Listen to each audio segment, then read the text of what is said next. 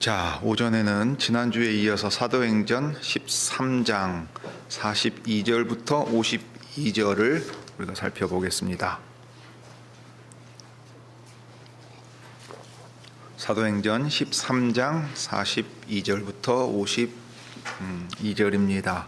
비시디아 안디옥의 회당에 들어가서 전하고 나서의 반응과 이제 그 다음에 바울과 바나바가 이고니온으로 가는 이야기가 이제 기록되어 있습니다. 자, 먼저 본문을 읽고 그 내용을 같이 생각하겠습니다. 저희가 나갈새 사람들이 청하되 다음 안식일에도 이 말씀을 하라 하더라. 폐회한 후에 유대인과 유대교에 입교한 경건한 사람들이 많이 바울과 바나바를 좇으니 두 사도가 더불어 말하고 항상 하나님의 은혜 가운데 있으라 권하니라. 그 다음 안식일에는 온 성이 거의 다 하나님 말씀을 듣고자 하여 모이니 유대인들이 그 무리를 보고 시기가 가득하여 바울의 말한 것을 변박하고 비방하거늘 바울과 바나바가 담대히 말하여 가로되 하나님의 말씀을 마땅히 먼저 너희에게 전할 것이로되 너희가 버리고 영생 얻음에 합당치 않은 자로 자처하기로 우리가 이방인에게로 향하노라. 주께서 이같이 우리를 명하시되 내가 너를 이방의 빛을 삼아 너로 땅끝까지 구원하게 하리라 하셨느니라 하니 이방인들이 듣고 기뻐하여 하나님의 말씀을 찬송하며 영생을 주시기로 작정된 자는 다 믿더라. 주의 말씀이 그 지방에 두루 퍼지니라. 이에 유대인들이 경건한 귀부인들과 그 성내 유력자들을 선동하여 바울과 바나바를 핍박해 하여 그 지경에서 쫓아내니 두 사람이 저희를 향하여 발에 티끌을 떨어버리고 이고니온으로 가거늘 제자들은 기쁨과 성령이 충만하니라.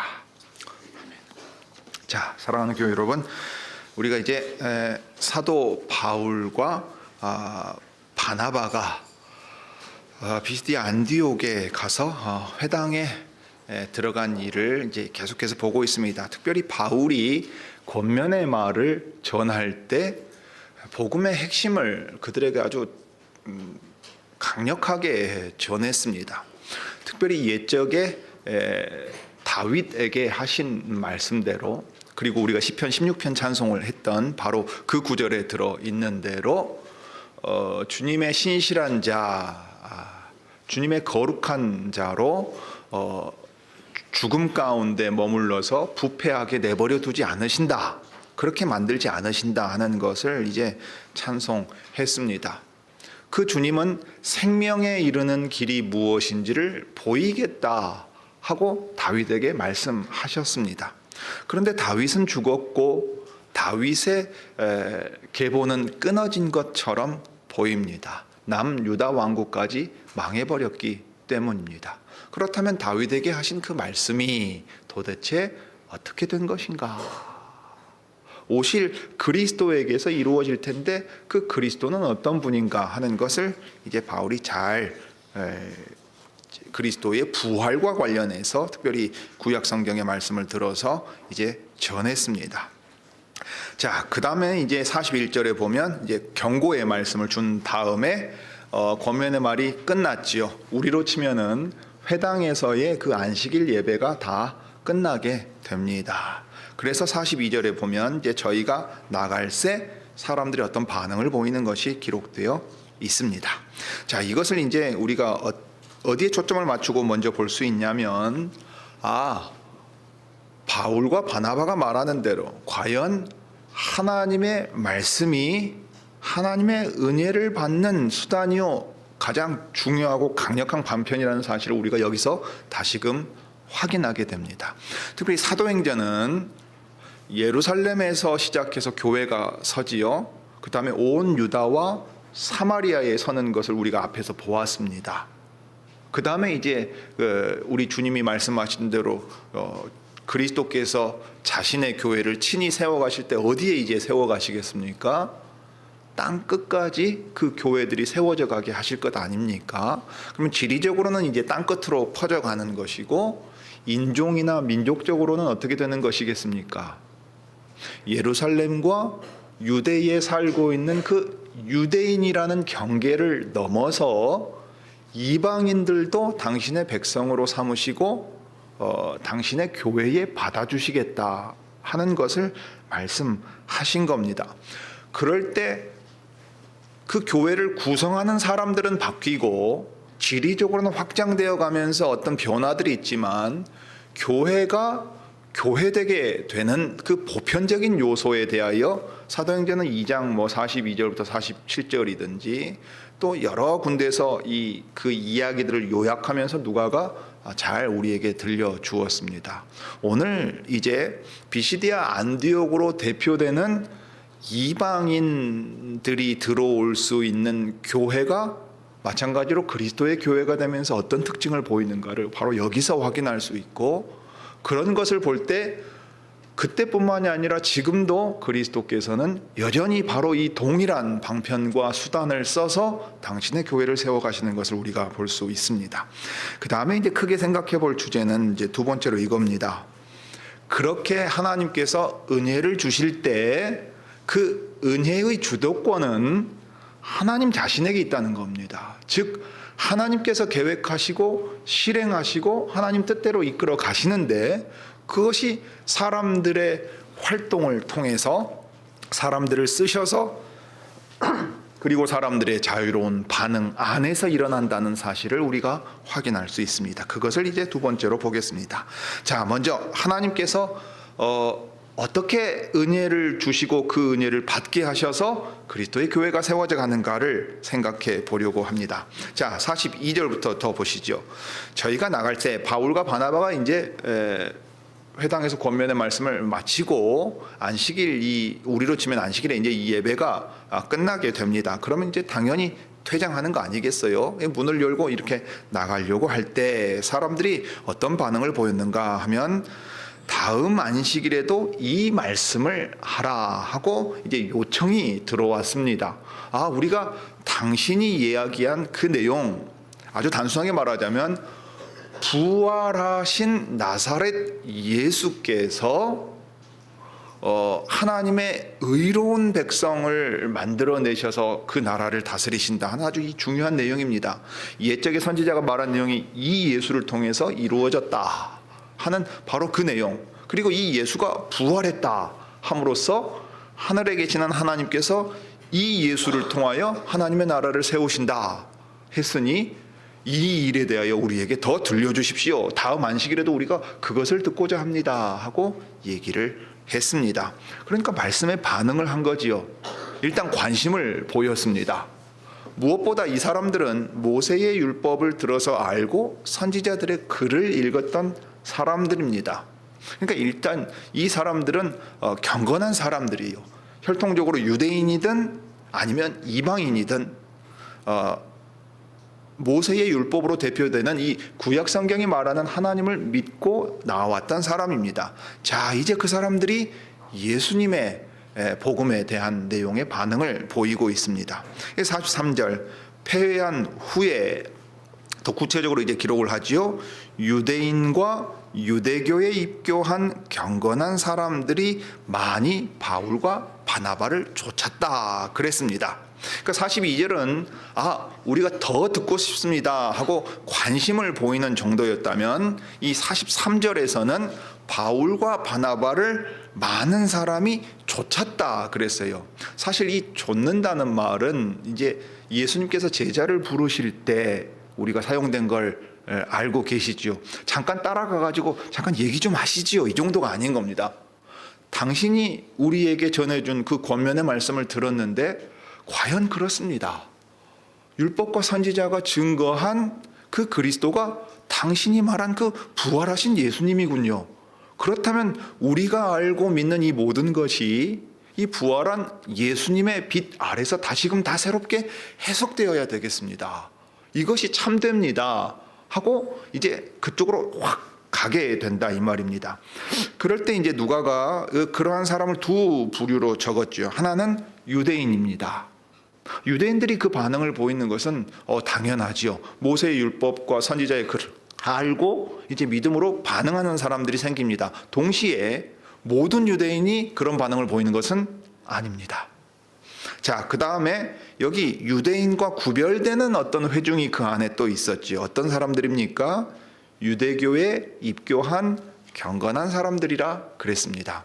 보통 다른 표현으로는 하나님을 경외하는 사람들이라고 부르기도 합니다. 왜 이렇게 구분해서 부르느냐 하면 그들은 혈통에 있어서는 유대인이 아니었기 때문입니다. 자, 혈통상 유대인이 아니라고 하면 그들은 어떤 점에서 구별이 되겠습니까? 가장 먼저 족보를 따라가면 아브라함의 자손이라고 말할 수는 없지요. 그러면 아브라함의 자손이 아니니까 어떤 표를 가지고 있지도 않겠습니까? 자, 구약에서 요구하는 언약 백성의 표인 할례를 받은 사람들이 아니지요. 아주 직접적으로는 그렇습니다. 자, 그런데 유대교에 입교했다 할 때 할례 받지 않은 이방인인데 모세의 율법을 듣고 회당의 예배에 참석하는 사람입니다. 그런데 놀랍게도 이 둘은 구분되어 있습니다. 동일한 하나님의 백성으로 취급받지 못한다고요. 유대인과 유대인이 아닌 예배 참석자들, 하나님을 경외하는 사람들로 구분되어 있습니다. 모세의 율법과 할례는 이 이상 무엇을 할 수가 없었습니다. 그럴 때 이방인들 가운데도 이 유대교에 입교해서 하나님을 경외하는, 두려워하고 섬기는 경건한 사람들이 이 예수 그리스도의 복음에 반응을 보이게 되었습니다. 그래서 바울과 바나바를 쫓았다 했는데 우리 번역 성경에서 한 가지만 좀 바로잡으면 좋겠습니다. 여러분 43절을 잘 보시면 바울과 바나바를 쫓으니 그 다음에 뭐라고 표현되어 있습니까? 이 두 사람에 대하여 두 사도가 더불어 말했다 하고 되어 있지요. 사실 우리가 성경을 아주 주의 깊게 읽어간다면 여기에 갑자기 사도라는 이 직분에 대한 명칭을 쓴다 그러면 이걸 아주 눈여겨봐야 되거든요. 근데 사실은 그냥 두 사람입니다. 그냥 관계대명사가 받는 거니까 바울과 바나바를 쫓았는데 그 두 사람이 이렇게 돼 있는 거예요. 그래서 이건 좀 바로잡을 필요가 있습니다. 왜냐하면 사도라는 명칭을 쓸 때는 그것은 아주 중요합니다. 특별히 바울과 바나바가 초대교회 안에서 사도로 아예 자리매김해가지고 사도의 신분으로 지금 그 사역을 하는 것은 아니란 말이에요. 시리아의 안디옥 교회에서 우리로 치면 선교사로 파송한 것처럼 사역을 하고 있어요. 이게 왜 중요하냐면 이후에 15장에 가면 예루살렘 공의회가 있는데 그때는 사도들이 예루살렘에 분명히 존재합니다. 그러니까 사도라고 공인받은 신분으로 사역하고 있는 것이 아니기 때문에 이것은 이제 번역의 문제이기도 하고 동시에 사도행전에서 이야기의 흐름 가운데서 오해가 생길 수 있으니까 좀 바로잡으면 좋습니다. 바울과 바나바를 쫓았는데 그 두 사람이 이제 그들과 더불어 말합니다. 그러니까 말하자면은 그 말씀을 저희가 더 들어야 되겠습니다 하고 따라왔지요. 어떤 사람들은 이제 다음 안식일에도 들려주십시오 하고 그 정도에서 멈췄습니다. 예를 들면 복음서의 반응과 비슷하지요. 예수님이 표적을 행하시고 어떤 일을 가르치시니까 사람들이 가장 직접적으로 나오는 반응은 뭡니까? 무리가 놀라더라, 기이 여기더라. 이건 중립적인 거예요. 제자가 되는 데까지 훅 들어오는 그런 상황은 아니란 말이에요. 근데 무언가 자극은 받았어요. 그러면 그 다음 단계의 어떤 그 적극적인 반응을 보이는 사람들은 누구냐면 그것에 대하여 더 듣고 싶어서 따라가는 사람들이 생깁니다. 이제 그 사람들이 제자가 되는 거지요. 그러니까 오늘 바울과 바나바를 쫓아서 나온 사람이 두 부류가 있는데 이 두 부류가 모두 동일한 말씀을 가지고서 동일한 선생에게서 듣기 위하여 이제 가고 있는 겁니다. 누가는 이것을 의식적으로, 의도적으로 이렇게 썼죠. 왜요? 모세의 율법과 할례와 유대교 안에서 행해지던 모든 것은 이 둘을 하나 되게 만들 수가 없습니다. 그런데 놀랍게도 무엇이 그들을 동일한 하나님의 백성이 되게 만들고 있는가를 지금 이미 암시하고 있어요. 그것이 무엇입니까? 부활하신 예수님을 믿는 것, 몸에 받는 표나 외적으로 가지고 있는 어떤 구별되는 혈통으로는 세 사람이 될 수 없다는 것을 여기서 지금 보여주고 있습니다. 자, 그 가운데서 이제 43절에 사도들이 두 사람이 그들과 더불어 말했습니다. 이때 더불어 말한다는 얘기는 결국 그 회당에서 전한 권면의 말씀의 의미에 대해서, 예수님이 누구신가에 대해서 더 들었다는 얘기겠지요. 자, 그렇게 했을 때 이제 그 이야기들 다 마치고 뭐 몇 날 며칠 계속 있을 수는 없지 않겠습니까? 이야기를 마치고 그들에게 이제 권면하는 말로 그 만남이 마무리가 됩니다. 그때 그들에게 뭐라고 권면했는가를 보십시오. 항상 하나님의 은혜 가운데 있으라 권했다 그랬어요. 자, 여기 하나님의 은혜 가운데 있으라 하고 하는 말은, 자, 하나님의 은혜를 이제 너희에게 주시기를 바란다 하는 말이 아닙니다. 이 말 자체에 담긴 뜻은 먼저는 이미 너희가 그 은혜를 받아서 누리고 있으니 그 은혜 안에서 떠나지 말고 머물러 있어라 하는 말이에요. 그러면 먼저는 이 사람들이 하나님의 은혜를 받았다 하는 것을 이 두 사람이 인정하고 있는 거고, 계속해서 너희에게 하나님께서 은혜를 주신다. 그러니 그 은혜를 받아서 누리라 하고 지금 권하는 겁니다. 자, 그러면 도대체 이들은 언제 하나님의 은혜를 받았고 어떻게 하나님의 은혜를 계속해서 누릴 수 있습니까? 그들이 받은 하나님의 은혜는 뭡니까? 한번 잘 보면 그들이 받은 하나님의 은혜는 바울을 통해서, 특히 바울을 통해서 그들에게 전한 부활하신 예수님의 복음입니다. 그러니까 그들이 받은 하나님의 은혜는 몸이 건강해지거나 직장에서 무슨 승진을 하거나 자녀들의 진로가 형통하게 잘 뚫리는 데 있지 않아요.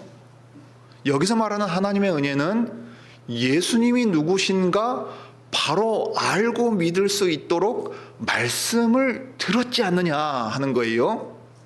하나님의 말씀을 들었다는 거예요. 그리고 그 말씀에 너희가 반응하여서 나왔지 않느냐 하는 겁니다. 그러니 하나님께서 자기 백성들에게 은혜를 주시는 가장 직접적이고 가장 중요한 수단이자 방편은 무엇입니까? 하나님의 말씀입니다. 특별히 주 예수께서 누구신가 알고 믿게 하는 그 부활의 복음이라 하는 겁니다. 이것이 이제 뒤에도 잘 나타나 있지요. 자, 44절. 그 다음 안식일에는 온 성이 거의 다 무엇을 듣고자 모였다 그랬습니까? 하나님 말씀을 듣고자 하여서 모였다 했습니다. 자, 43절과 이어서 한번 생각을 해보시죠. 42절, 43절, 그 다음에 44절입니다. 자, 도대체 온 성이 어떻게 해서 이 일에 관심을 보이고 이 회당에 우르르르 몰려들 수 있었을까요? 먼저는 이 전 안식일에 그 말씀을 들었던 사람들이 이 말씀의 뜻을 더 알고 싶다 하여 왔을 거예요. 그런데 그 사람들보다 더 열심인 사람들이 있었죠. 어떤 사람들입니까? 폐회한 뒤에도 바울과 바나바를 찾아가서 그 말씀에 대해 계속 묻고 듣고 깨달은 사람들이 있었습니다. 그러면 그들이 하나님의 말씀을 통해 이 예수님을 보내셔서 하늘의 아버지께서 당신의 나라를 세워가신다. 그것이 나에게 큰 기쁨이고 우리가 바로 이분을 기다리고 있었구나. 이분을 통해서 우리에게 약속하신 것이 이루어졌고 또 이루어져 가는구나. 자, 그러면 그들이 이제 어떤 반응을 보이겠습니까? 하나님의 은혜를 말씀을 통해 내가 받았으니 이 기쁜 소식을 내가 내 가족과 내 친지들과 내 동료들에게 얘기하지 않을 수 있겠나? 와서 들어봐라. 너희도 들어봐라. 하고 전하는 거예요. 여러분, 이게 이제 신자가 말씀을 통해 하나님의 은혜를 받았을 때 경험하게 되는 아주 보편적인 내용입니다. 그 말씀을 통해 자기의 마음이 비침을 얻습니다. 자기의 죄를 깨닫습니다. 그 죄에서 돌이켜서 은혜의 복음 아래 거할 수 있는 길이 이 예수님뿐이라는 것을 알고 믿게 됩니다. 그러면 그 상태로 하나님께서 나를 구원하셨습니다 하고는 끝납니까? 아니지요. 이 기쁜 일에 당신도 이 기쁜 소식을 듣고 이 생명의 복음을 믿을 수 있기를 바란다고 전하지 않습니까? 그렇게 해서 지금 사람들이 모이는 겁니다. 그럴 때도 무엇을 듣고자 하여 모였냐면 44절 하나님의 말씀을 듣고자 하여 모였어요. 그러니까 그리스도께서 유대인이든 이방인이든 우리 회중이 광주광역시에 있는 사람이든 서울특별시에 있는 사람이든 제주도에 있는 사람이든 누구든 상관없습니다. 결국 하나님께서 자기 백성으로 부르실 때 은혜를 주시기 위하여 쓰시는 수단은 무엇이라는 얘기입니까? 하나님의 말씀입니다. 특별히 예수께서 누구신가, 그분을 통하여 삼위 하나님께서 어떻게 일하시는가를 들려주시는 그 말씀을 들음으로써 하나님의 은혜를 받고 그 은혜가 우리에게는 믿는다, 이 믿음이라는 형태로 나타나게 되어 있다 이 말입니다. 그리고 그 믿음은 우리 안에서 움직입니다. 생명이기 때문에 그렇습니다. 자, 이것을 이제 생각해 보면 단순히 말씀을 듣는 것은 지적인 내용을 전달하고 전달받는 게 아닙니다. 영혼 전부가 뒤흔들려서 생명의 반응을 내는 거지요. 그래서 이제 이 하나님의 말씀을 통해 받는 은혜가 무엇인가 하는 것을 뒤에 더 들려주고 있습니다. 이것은 이제 바울과 바나바가 직접적으로 설명하는 말 가운데 나타나는 건 아니지만 하나님의 말씀을 통해 하나님의 은혜를 받을 때 그 은혜가 우리에게는 어떻게 나타나느냐 하고 들려주는 겁니다. 자, 13장 46절입니다. 바울과 바나바가 담대히 말하여 가로되 하나님의 말씀을 마땅히 먼저 너희에게 전할 것이로되 했어요. 자, 바울과 바나바가 받은 사명은 하나님의 말씀을 신실하게 전하는 데 있습니다.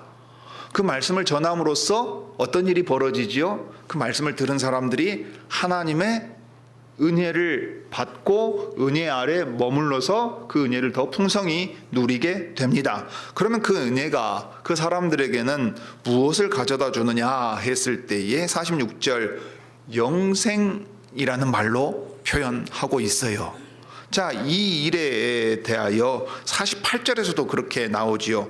48절도 그렇습니다. 하나님의 말씀을 찬송하며 했어요. 그 다음에 이 하나님의 말씀을 무엇과 연결시킵니까? 영생을 주시기로 작정되는 다 믿더라 해가지고 하나님의 말씀을 통해 은혜를 주실 때 사람들의 마음 안에 믿음을 불러일으키세요. 그래서 믿는 자들이 죄의 용서함을 얻고 그 다음에 무엇을 누리게 됩니까? 영생을 누리게 된다. 영생을 얻는다, 누린다. 이렇게 지금 이 사도행전의 기록 가운데서 우리에게 들려주고 있는 겁니다. 다만 이 영생이란 말은 우리가 오해하기 쉬운 말이니까 조금 설명이 필요하겠습니다. 바울이 여기 영생이라고 말할 때는 우리가 일반적으로 생각하는 그런 의미가 약간 다릅니다. 히브리 사람들이 가지고 있는 개념을 좀 이해해야 되는데요. 우리는 영생이라 그러면 무엇을 생각합니까? 안 죽는 거, 안 죽고 계속 사는 거, 그거 생각합니다. 사실 그렇게만 생각하면 영생이 그렇게 복 같지도 않아요. 최근에 어떤 드라마들 보면요, 도깨비가 안 죽고 계속 살면 그거 저주라고 생각합니다. 생각해 보세요. 슬픈 일, 고통스러운 일, 주변 사람들 다 죽어나가는 거 다 보면서 나 혼자만 안 죽고 살면 그게 뭔 복이냐 이렇게 생각하지 않겠어요? 전에 한번 말씀드린 적이 있는데 제가 이제 신학생 시절에 그 동기생의 장인이 장로님이셨는데 그런 말을 해요. 뭐라 하냐면 나는 그 영생 얻어서 천국에서 계속 찬송한다는데 나는 별로 즐겁지가 않다고. 천국에서 계속 노래한다는데 그게 본인에게는 즐거운 일이 아니에요. 우리는 영생을 안 주고 그냥 계속 산다 그러면 그것이 뭐 복된 일이냐라고 생각하는데 바울이 말하는 영생이라는 말은요, 세대를 이어서 살아간다는 얘기입니다. 이제 왜 그렇게 말하느냐면 이건 성경의 기록을 따라 우리가 생각해 볼 필요가 있어요. 성경 책 자체를 놓고 생각하면 참 좋습니다. 자, 우리가 창세기 1장과 2장에 기록된 그 시대에 살고 있는 사람들이었다면 어땠을까요? 우리는 동물들의 특성을 다 바로 파악할 수 있을 만큼의 뛰어난 지적인 역량을 가지고 도덕적인 탁월함도 있으면서 정서적으로도 안정된 사람들이었겠지요. 아름다움을 추구해 나가고 이루 말할 수 없는 찬란한 어떤 것들을 땅 위에 만들어내 갔을 것입니다. 지금 인류가 문명을 일구고 문화를 영위하는 것과는 비교할 수 없을 어떤 것들이 있었겠지요. 그런데 문제는 창세기 3장에 기록된 대로 하나님의 다스림을 반역하고 사람이 온 세상의 주인이 되겠다고 하나님을 쫓아냈습니다.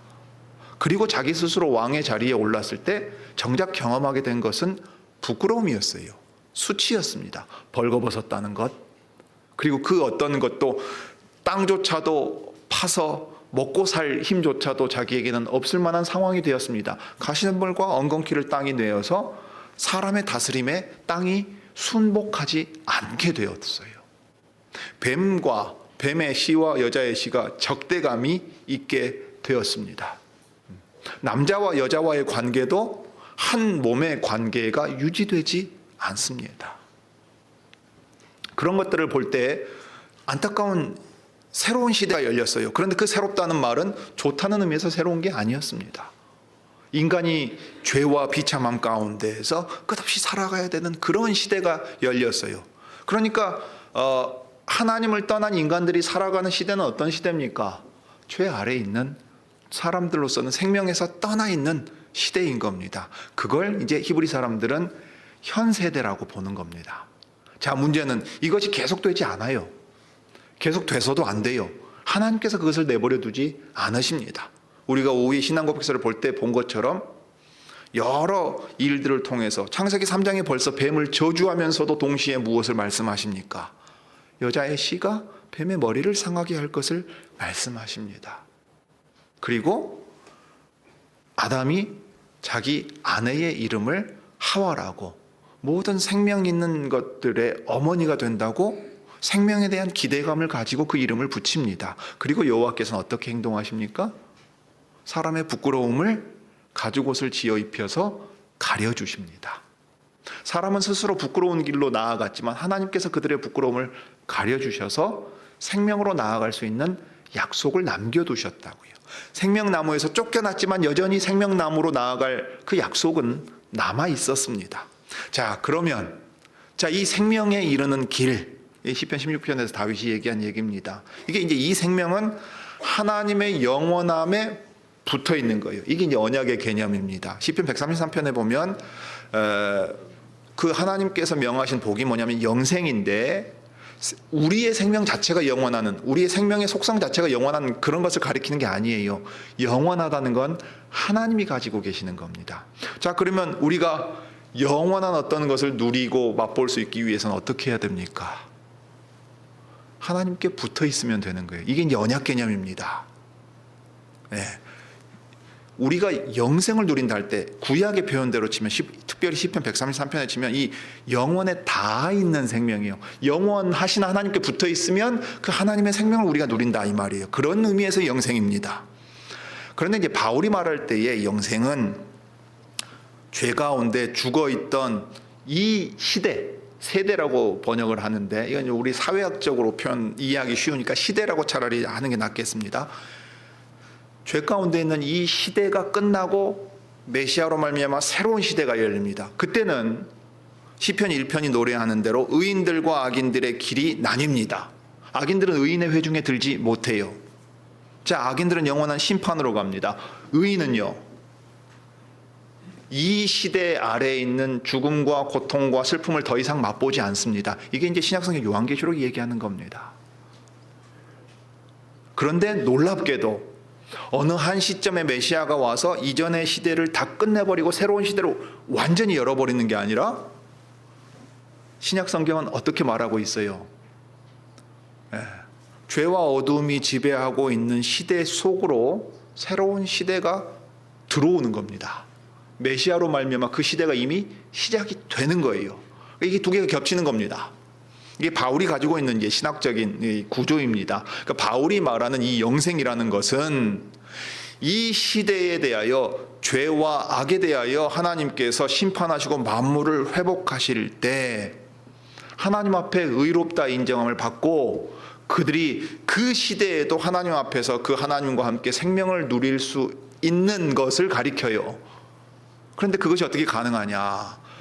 죄 있는 자들, 죄인들과 악인들과 오만한 사람들은 그 자리에 들어갈 수 없습니다. 의인들의 회중에 들어갈 수 없어요. 그러니까 자기의 죄를 깨닫고 돌이킨 사람들, 그래서 이 예수님 아래 나와서 예수님과 또 삼위 하나님의 이름으로 죄사함을 얻게 하는 회개의 세례를 받은 사람들이 성령을 선물로 받아서 믿음으로 의롭게 된 하나님의 백성으로 살아갈 수가 있는 겁니다. 이게 바울이 말하는 영생이에요. 이게 예수 그리스도의 복음이고 하나님 나라의 복음이 됩니다. 개인적인 이야기가 아니에요. 바울이 영생이라는 말을 쓸 때는 우주 전체의 운명을 가리켜서 지금 사용하고 있는 겁니다. 우리의 각 사람을 부르신다 하더라도 만물을 회복해 가시고 만물을 심판하시는 일에 있어서 우리 각 사람을 불러서 자기 백성을 삼으셨다 하는 이야기를 들려주고 있습니다. 이게 지금 하나님의 말씀을 통해 받는 은혜요 영생이라. 단순히 안 죽고 산다 그런 말이 아니라 하나님께서 창조하신 세계가 그리스도 안에서 영광을 향해 나아갈 때 우리로 그 영광에 참여하게 하신다 하는 놀라운 이야기를 들려줍니다. 이 일을 위해서 그리스도께서는 사람들을 세우시고 보내십니다. 이 사람들이 말씀을 맡은 사람들입니다. 특별히 이 직분을 예루살렘의 교회 가서 갈 때 가장 분명하게 행한 사람들이 있었습니다. 누굽니까? 사도들입니다. 네, 사도들입니다. 사도의 직분의 독특성은 어디에 있느냐? 신약의 교회가 설 때 바로 이 말씀을 맡아서 말씀과 기도에 전념함으로써 신약의 교회가 그리스도의 말씀 위에 설 수 있게 애썼던 사람들이에요. 그러면 이 말씀이 그리스도의 교회에 계속해서 있게 하기 위해서 그 다음에 필요한 게 뭐겠습니까? 사도라고 하는 임시적이고 독특한 직분이 아닌 항구적으로 계속해서 그리스도의 교회의 말씀을 전해야 할 어떤 직분이 있어야 되겠죠. 그 직무를 수행해야 된다는 얘기입니다. 그 점에서 항존직이란 말로 오해한다고 많이들 말씀드렸는데 종신직이 아닙니다. 목사가 행하는 직무, 즉 그리스도의 말씀이 교회에 계속 있어야 되는 것이고 그 일을 행하는 사람은 바뀔 수 있습니다. 자, 그렇게 해서 그리스도의 말씀을 통해서 이 영생으로 부름을 받고 회개하고 믿어서 하나님 나라의 백성으로 살아가야 합니다. 특별히 은혜 안에 거하라 할 때는 그냥 은혜를 받는다는 수동적인 측면만을 가리키는 게 아닙니다. 그 은혜를 받았으면 믿음이라고 하는 생명의 반응이 적극적으로 나와서 어떻게 해야 되냐면 은혜 받은 자다운 삶의 방식을 보여야 됩니다. 그러니까 여러분이 예배당에 모여 있다는 것으로 그리스도인으로 인정받는 게 아니라 여러분이 나가서 사는 6일 동안 저 바깥에서 여러분들을 향해서 저 사람은 예수 믿는 사람이라 하고 인정을 받아야 된다는 얘기예요. 특별히 이방인 사회에서 로마의 지배 아래에 있는 다신 숭배하는 사회에서 예수를 믿고 살아간다 그럴 때 어떤 상황이 있었겠는가를 여러분 떠올려 보십시오. 왜 에베소서에서 그렇게 아주 구체적인 이야기들을 합니까? 바울이 왜 서신서에서 아주 실제적인 이야기들을 합니까? 믿는다는 건 바로 그런 것이기 때문입니다. 예배당에 와서 예배 참석하고 그냥 돌아가면 끝이 아니라 바로 돌아간 그 자리에서 예수를 믿는 사람은 어떻게 사는가를 보여줌으로써 하나님의 은혜의 말씀이 우리를 변화시켰다는 것을 증거하는 사람들이라는 얘기입니다. 자, 그 점에서 다시 돌아와서 말씀의 사역자의 직무는 그리스도의 교회에서 이 점에서 대단히 중요합니다. 그리고 말씀을 듣는 회중들은 믿음의 반응으로서 여러분이 하나님께서 복 주시고 보내신 그 자리에서 믿는 자답게 살아감으로써 하나님의 은혜의 말씀이 우리에게 영생을 주신 것을 증거해야 할 것입니다. 자, 그 다음에 이제 두 번째로 생각하죠.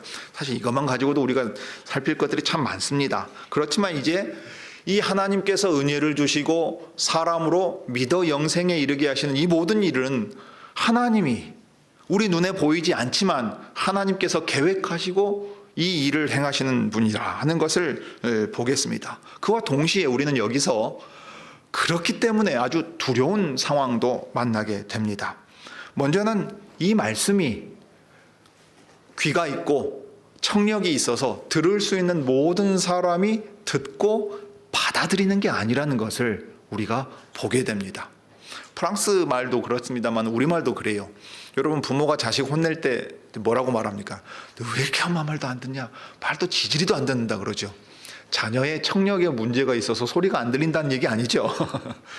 말을 했으면 순종한다는 의미이지 않습니까?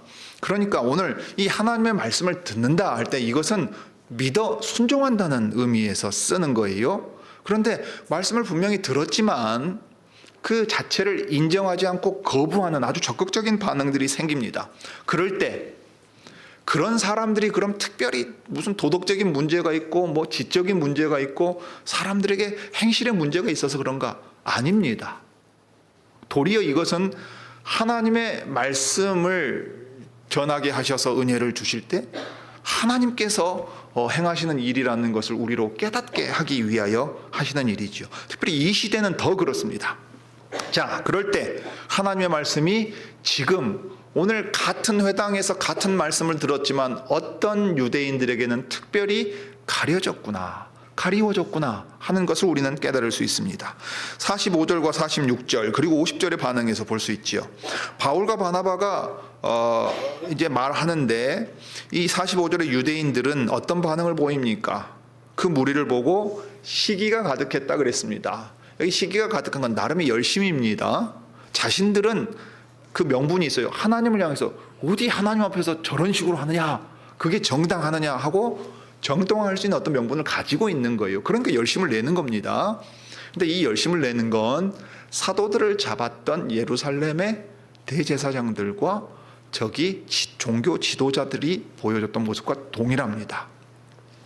자, 그러면 이렇게 하는 것이 하나님을 위한 것이라 하고 행하는 거예요. 그러면서 바울의 말하는 것을 변박하고 비방했다 그랬어요. 이제 논쟁하는 겁니다. 신학 논쟁하는 거예요. 네 말이 맞나 내 말이 맞나, 무엇이 하나님의 말씀의 정당한 해석인가 따져보자 하고 말하고 있어요. 그런데 오늘 이 본문만 기록을 놓고 보면 우리는 그 결과를 알 수가 있지요. 지금 이 유대인들 시기가 가득했다, 이건 동기잖아요. 그런 동기로 자신들의 정당함을 논쟁을 통해 드러내려고 하는 이 반응을 통해서 우리가 확인하게 되는 건 뭐냐면 하나님의 말씀이 저들에게는 가리워졌구나. 하나님께서는 그 마음을 어둡게 만드실 수도 있어서 동일한 장소에서 동일한 은혜의 말씀을 들었지만 전혀 깨닫지 못하고 도리어 그 은혜의 말씀을 전하는 이들을 향하여 이렇게 논쟁하고 반박하고 쫓아내는 일까지도 생길 수 있구나 하는 것을 보게 된다 이 말입니다. 사실 이 일을 경험한 가장 대표적인 분이 누굽니까? 예수님 자신입니다. 여기 뒤에 핍박하고 쫓아냈다 하는 단어를 누가가 쓸 때 이 단어 자체가 예수님에 대하여 사용된 것을 우리는 금방 떠올립니다. 그와 동시에 예수님이 제자들을 보내주신 하신 말씀대로 너희를 통하여 너희가 전하는 말을 영접하지 않으면 어떻게 하라 그랬죠? 발에 티끌을 떨어버리고 탁탁 털고 이제 하나님의 말씀, 이 은혜의 말씀은 너희와 전혀 상관없다 하고 선언하고 떠나버립니다. 하나님이 은혜 주시기 위해서 말씀을 맡은 자를 너희에게 보내시고 그들을 통해 말씀으로 너희를 찾아왔는데, 이게 신방한다는 말의 의미예요. 하나님이 찾아왔어요. 말씀으로 찾아왔어요. 그런데 그 말씀을 안 받아들인다? 그럼 이제 너희는 하나님과 상관없다 하는 거예요. 교회에서 출교를 선언할 때도 동일한 얘기입니다. 하나님의 말씀 앞에 두려워하지 않는다면 하나님의 나라에 당신의 자리는 없다 하고 이 발에 먼지를 떨어버린 것과 똑같은 걸 선언한단 말이에요. 물리적이고 육체적인 어떤 처벌을 하는 게 아닙니다. 선언합니다. 그런데 놀랍게도 하나님께서 선언하시는 거기 때문에 그 효과가 붙어 있는 거죠. 그러나 하나님을 두려워하지 않는 사람은 뭐 백날 말해봐라, 내가 뭐 겁이나 먹나, 이렇게 반응한단 말이에요. 유대인들이 지금 이렇게 반응을 하고 있습니다. 그런데 문제는 이것을 통해서 무엇이 드러납니까? 바울과 바나바가 아주 놀라운 이야기를 하고 무서운 얘기를 합니다. 하나님의 말씀을 마땅히 누구에게 먼저 전해야 합니까? 유대인에게 전하는 것이 마땅하지요. 하나님의 언약 백성, 그들에게 하나님이 먼저 찾아가십니다. 그러면 이거야말로 특권 아닙니까? 유대인이 이방인보다 나은 어떤 조건이 있지 않았어요. 그런데 하나님께서 이 유대인들을 특별히 아끼시고 그들을 먼저 찾아가셨어요. 그런데 문제는 스스로 먼저 찾아오시는 그 주님을 거부한다면 그 결과는 어떻게 되겠습니까? 시편 2편을 바울이 인용했었는데 그 2편에 그 아들에게 입맞추라 했어요. 그런데 그 아들에게 입맞추지 않고 그 아들을 죽였어요. 그럼 무슨 결과가 나답니까? 그 아들의 아버지께서 그 사람들을 모두 죽일 거란 말이에요. 심판하실 거라 이 말입니다. 그러니까 무서운 얘기지요. 하나님이 은혜를 주시기 위하여 너희에게 약속하신 그분을 너희에게 먼저 보내셨는데, 그리고 이 복음의 말씀도 너희에게 먼저 보냈는데 너희가 그것을 거부하는구나. 너희가 얼마나 큰 특권을 받은 사람인 줄 아느냐. 그런데 그 은혜를 너희가 스스로 거부하니까, 그 은혜에 합당하지 않다고, 우리는 됐다 가라 하고 말하니까, 그러면 하나님께서 발을 돌이키게 만드셔서 그 은혜가 너희가 아닌 누구에게로 가는 거예요? 이방인을 향하게 될 거라 했어요. 근데 여기서 주의해야 될 건, 민족적으로 유대인과 이방인을 나눠서 하나님께서 유대인이 복음 안 들었으니까 이제 이방인에게 전한다, 그렇게 말하고 있지 않습니다. 왜냐하면 유대인들 가운데 어떤 사람들은 믿었어요. 그죠? 유대인들 가운데 어떤 사람들은 강력하게 저항했습니다. 그러니까 유대인이라고 하는 것 자체가 어떤 조건이 돼서 그들은 심판에 빠진다 이렇게 말하는 게 아니에요. 유대인들이 대체적으로 하나님의 말씀을 받지 않게 눈이 가리워지고 마음이 딱딱해져 가지고서 그 은혜에서 은혜를 누릴 수 있는 자리에 있지 못하게 되었다 하고 말합니다. 구약시대에 이집트에 있을 때, 이스라엘 민족이 이집트에 있을 때 파라오의 마음을 강팍하게 만드셨다 하는 말이 그 말입니다.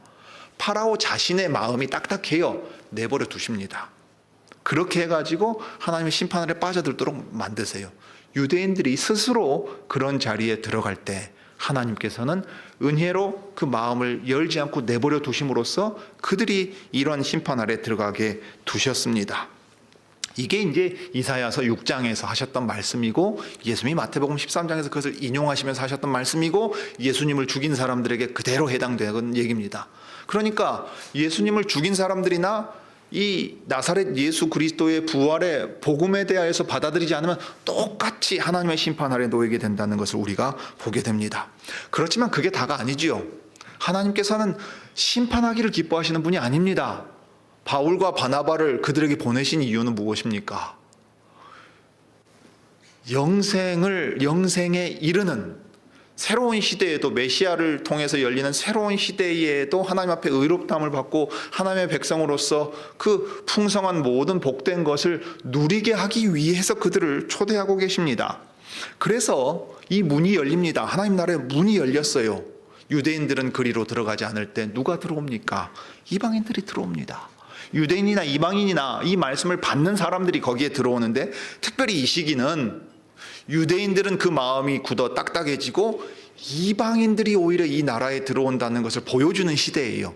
그러니까 이방인들이 그 말씀을 기쁘게 받는 모습이 여기 기록되어 있습니다. 48절입니다. 이방인들이 듣고 기뻐하여 하나님의 말씀을 찬송하며 그랬어요. 이건 이방인들이 특별히 종교적으로 뛰어나서 믿었다고 말하고 있지 않습니다. 믿는다는 것 자체는 인격적인 주체가 보이는 반응인데, 그 믿음 자체는 자기에게서 나오는 게 아니지요. 그래서 48절 뒤에 뭐라고 기록했습니까? 영생을 주시기로 작정된 자는 다 믿더라 했어요. 이 믿음이 무엇 때문에 우리 안에 생긴 것이냐 했을 때, 하나님께서 그 사람에게 은혜를 주시려고 마음 먹으셔가지고 그 말씀을 들었을 때 그 사람이 말씀에 반응할 수 있도록 그 사람을 완전히 변화시키셨다 이 말입니다. 그러니까 우리가 그 은혜를 인하여 믿음으로 말미암아 구원을 얻었나니, 바울이 에베소서 2장에 하는 말이요, 이것이 너희에게서 난 것이 아니요 하나님의 선물이라. 아버지께서 작정하신 대로 아들의 복음을 말씀 사역자를 통해 듣게 하실 때 어떤 사람은 그것을 거부하는데 어떤 사람은 그것을 기쁘게 믿게 만드신다. 그 믿음이 그러면 너희에게서 나온 것이냐? 아니라 하나님께서 작정하고 예정하고 택하셔서 부르신 사람들이 말씀을 들을 때 그 생명 얻는 믿음을 얻게 하신다 하고 우리에게 들려줍니다. 자, 그 사람들은 이 말씀에서 떠나지 않습니다. 은혜에 계속해서 머물러 있습니다. 그것을 어디서 우리가 볼 수 있습니까? 50절에서 49절에서 일단 간접적으로 확인합니다. 주의 말씀이 그 지방에 두루 퍼졌다 그랬어요. 바울과 바나바가 그 지역을 두루 다니면서 말씀을 전했다는 얘기일까요? 그것과는 좀 다를 겁니다. 말씀을 들은 사람들이 어떻게 행동했다는 얘기입니까? 그 말씀을 전하는 사람들이 되었습니다. 그러니까 듣고 믿었으면 그의 사고와 생각과 말과 행동이 바뀔 뿐만 아니라 그의 삶이 이 생명 얻는 복음을 전하는 삶이 된다고 지금 들려줍니다. 그래서 그 지역이 주의 말씀을 들을 수 있게 됩니다. 이 점에서 말씀의 사역자만 말씀을 증거하는 게 아닙니다. 오히려 복음 전도는 우리 교인들이 할 수 있는 훨씬 더 큰 일입니다. 논리적으로 목사의 강설처럼 무슨 신학교 강의처럼 전한다는 얘기가 아닙니다. 내게 주신 하나님의 은혜가 무엇인가를 증거하면서 하나님의 은혜로 부르는 방식으로 우리는 투박하고 그렇지만 신실하게 증거할 수 있는 사람들입니다. 자, 그 다음에 52절입니다. 유대인이나 이방인이나 특별히 이제 이 48절에서는 이방인들이 강조되어 있는데 영생을 주시기로 작정된 사람이라고 할 때는 여기 이방인만 가리키는 말이 아닙니다. 아니에요. 앞에 나오는 유대인들도 포함되어 있어요. 그러니까 하나님의 말씀에 반응을 보여서 적극적이고 긍정적인 반응을 보여서 이 말씀을 따라가기로 하는 사람들은 다 누구냐면 하나님께서 영생을 주시려고 작정했던 사람들이다. 예정론은 그러니까 경험적으로 뒤돌아보는 거예요. 논리적으로 설명하는 얘기가 아닙니다. 내가 믿을 수 없는 죄인이었고 죽어 있는 사람이었는데 어떻게 내가 믿을 수 있었지? 믿어서 영생에 이르게 되었지라는 걸 따져볼 때 하나님이 나에게 생명을 주시려고 예정하시고 말씀을 통해 부르셨구나. 그러니 내 안에 믿음이 생겼구나. 하나님께서 시작하신 일이니까 내가 약해질지라도 이 믿음이 사라지거나 하나님께서 주신 구원이 취소되거나 변경되지 않을 것이라는 확신이 나오는 거예요. 자, 그럴 때 이제 이 사람들을 가리켜서 52절은 제자들이라 그랬습니다. 말씀을 듣고자 따라가는 사람들이고 그 말씀을 들으면서 그 계속 말씀 안에 머물러 있는 사람들이에요. 자, 사도행전 2장을 다시 떠올려 보십시오. 예루살렘의 교회가 설 때 제자들의 공동체가 어떤 특성을 보입니까? 그리고 이것은 말씀을 들은 제자 공동체가 보편적으로 보이는 특성이에요. 사도들의 가르침에 계속해서 집중했습니다. 말씀 안에 머물러 있는 거예요. 가르침을 받고 그 말씀의 뜻이 무엇인가를 살피면서 계속 그 말씀을 따라 살려고 했어요. 그 다음에 함께 기도합니다. 떡을 뗍니다. 교제합니다. 이 모습이 그리스도의 공동체, 제자 공동체에 나타나는 특성이 이게 교회의 보편적인 특성입니다. 그래서 그 특성들이 분명하게 드러나니까 52절은 그 사람들을 가리켜 제자들이라 그랬습니다. 제자들이 모여서 그런 계속되는 특성을 드러내 보이면 이제 그것이 무엇으로 인정받는 거예요? 그게 교회라고 불리는 겁니다. 주님의 교회가 여기 있구나. 피시디아 안디옥에 주 예수 그리스도의 말씀을 듣고 그 그리스도를 따라가는 제자들이 모여서 신실하고 정결하고 거룩하게 그 특성을 계속 낸다면 주님의 교회가 여기 있다고 누구나 다 인정하게 되어 있다 이 말입니다. 남부개혁교회가 여기 서 있으면 우리도 그런 방식으로 믿음을 가지고 말씀 안에 머물러 있으면서 교통하고 성찬을 행하고 세례를 베풀면서 또 나가서 믿는 자답게 살아가면서 야 여기에 예수 믿는 사람들이 교회를 이루고 있구나 인정받게 되어 있다 이 말입니다. 그렇지만 여전히 동시에 이 말씀이 가려지는 때 나타나는 현상에 대하여서는 우리가 생각해 보아야 합니다. 50절입니다. 이에 유대인들이 경건한 귀부인들과 그 성내 유력자들을 선동해서 핍박하고 쫓아냈다 그랬습니다. 여러분 사실 행동하는 방식이 아주 비슷합니다. 유대인의 지도자들, 종교 지도자들이 예수님을 죽이고 예수 믿는 자들을 핍박하려고 할 때 했던 게 뭡니까? 정치적인 권력을 동원합니다. 종교의 영역에 머물러 있지 않고 정치적인 권력을 동원해가지고 예수님을 죽이고 핍박하고 이제 쫓아버리는 식으로 행하게 되는데 이때 유대인들은 회당에서 무슨 대단한 일을 할 수 없잖아요.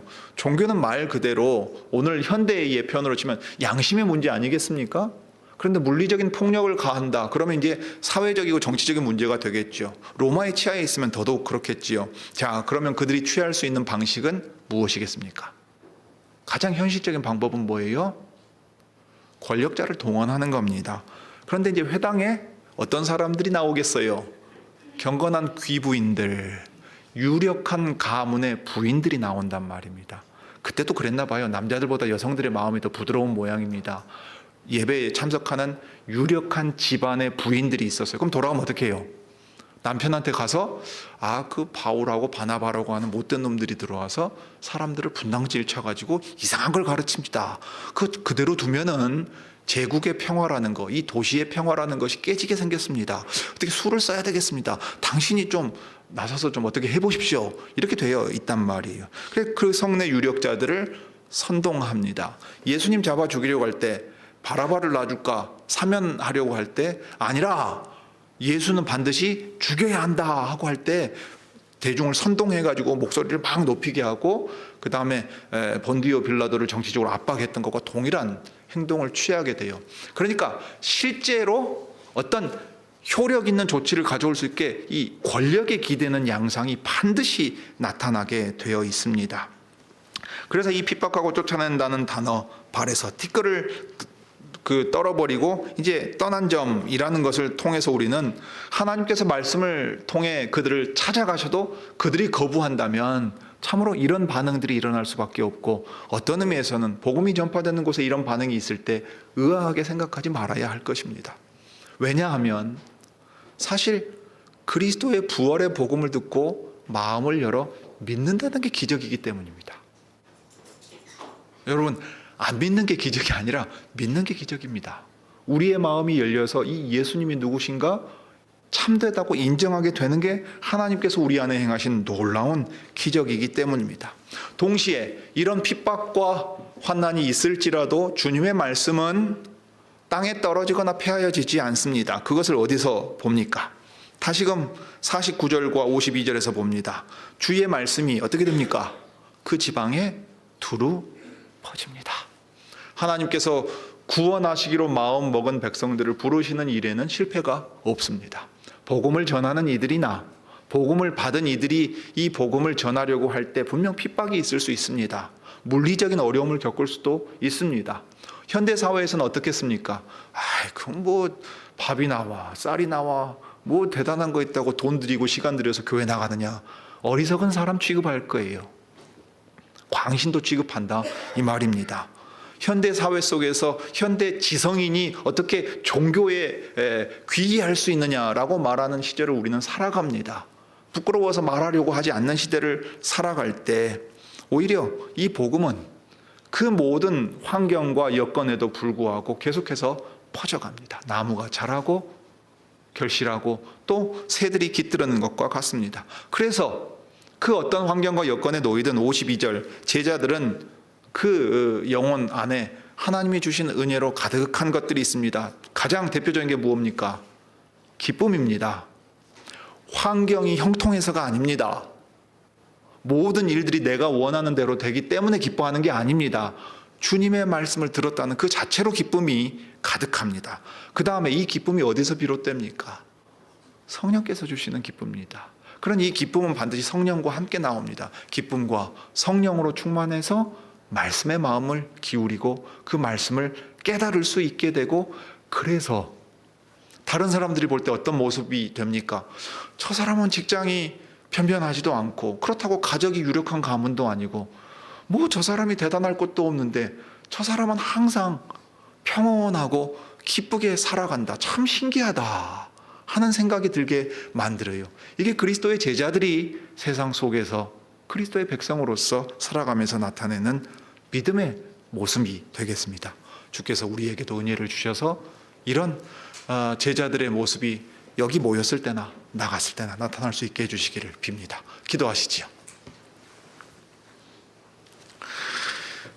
은혜가 풍성하신 하나님, 우리 아버지, 자비로우신 하나님께서는 오래 참고 기다리시는 가운데 옛적에 먼저 아브라함의 자손 이스라엘 사람들을 불러서 하나님의 은혜를 세상에 드러내려 하셨습니다. 그 은혜를 예루살렘에서 시작해서 온 유대와 사마리아와 땅끝까지 이르게 하실 때 오히려 사람의 힘으로는 자기를 높일 뿐 하나님의 은혜의 복음을 받아들이지 않는 것을 저 유대인들을 통해서 보게 하심으로써 오늘 주님의 교회 안에 있는 우리도 참으로 주의하고 스스로를 살필 것을 말씀하셨습니다. 그러므로 마치 우리가 하나님을 믿고 우리가 하나님을 위해 무엇인가를 해드린다 생각하는 그런 시대에 우리는 도리어 하나님의 작정하심과 예정 아래서 택하시고 부르신 사람들이라는 것에서 또 감사드리며 이 믿음이 우리에게서 나오지 않았으므로 하나님의 말씀을 읽고 듣고 깨닫고 행하는데 우리의 온 마음을 기울이려 합니다. 주님, 올 한 해에 이런 은혜를 더욱 풍성히 누리게 하시고 안디옥의 교회가 저 제자들이 모여서 기쁨과 성령 하나님으로 충만해졌던 것처럼 우리에게도 하나님의 은혜로 충만케 하셔서 특별히 기쁨 가운데 평온하게 주님의 뜻을 힘써 행하는 교회가 되게 해주시기를 빕니다. 주 예수님의 이름으로 기도드립니다. 아멘.